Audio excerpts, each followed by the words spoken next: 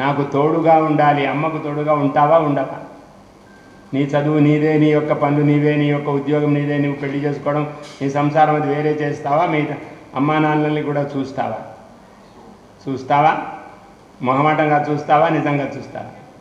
మీ నాన్నగారు చూసినట్టుగా చూస్తావా లేకపోతే వేరేగా చూస్తావా? అంతకంటే ఎక్కువ చూస్తావా తక్కువ చూస్తావా?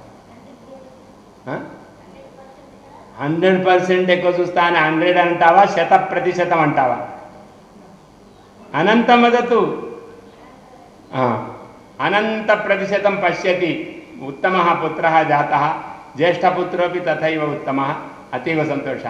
మనందరి పిల్లలు మన మాట వింటున్నారు అంటే మనం మన తల్లిదండ్రులకు సేవ చేస్తున్నామని అర్థం. మన పిల్లలు మాటలు వినడం లేదు అంటే దానికి ఒకటే నిర్ణయం ఏమిటంటే మనము తల్లిదండ్రుల యొక్క మాట వినడం లేదని అర్థం. ఒక్కటే. అతః వయం యది మాతాపితॄణాం వచనం శృణుమః అస్మాకం పుత్రాః అపి శృణ్వంతి.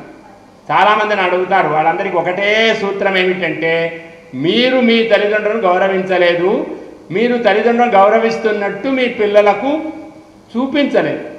చూపించడం అంటే ప్రకటించడం కోసం కాదు, సహజంగా మీ పిల్లలు ఉన్నప్పుడు కూడా మీ తల్లిదండ్రులకు మీరు సేవ చేయాలి. అది చేయడం లేదు. నాకే వయస్సు వచ్చింది, నేనేం చేస్తాను మా అమ్మకు మా నాన్నకు అని అనుకొని మనమే చూడకపోతే మన పిల్లలు ఎలా చూస్తారు బాబు? సత్యమేవా అది?